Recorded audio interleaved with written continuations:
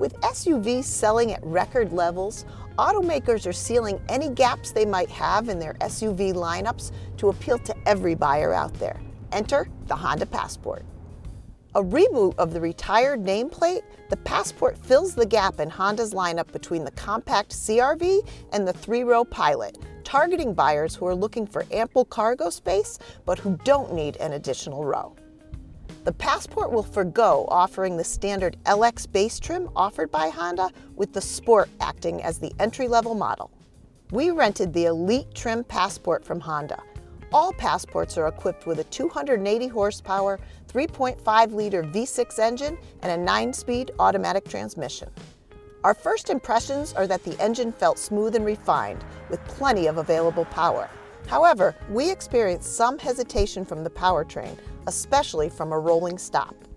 Handling is rather clumsy, with vague steering, and it lacks the agility you might get from similar-sized SUVs, particularly the Ford Edge, a direct competitor. We also found the ride stiff, with road imperfections making themselves unwelcome guests in the cabin.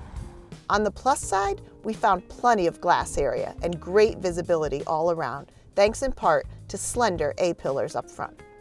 We're happy to see that the Passport comes standard with the Honda Sensing suite of advanced safety features, including the all-important automatic emergency braking and forward collision warning, amongst others. Blind spot warning is standard on the EXL trim and above. Inside, the Passport is adequate, which isn't necessarily a compliment for the top Elite trim. The seats felt flat without enough side bolstering. We weren't big fans of the infotainment system either, with the touchscreen response time a particular source of frustration.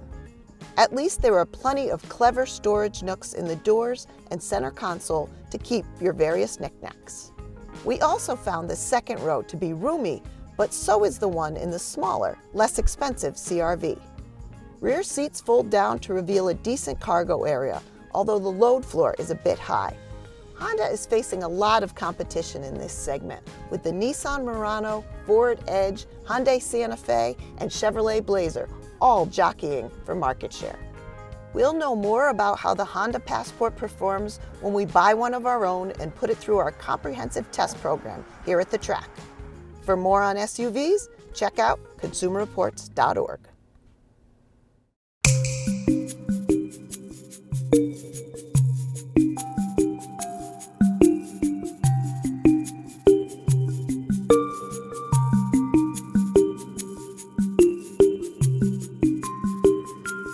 Thank you.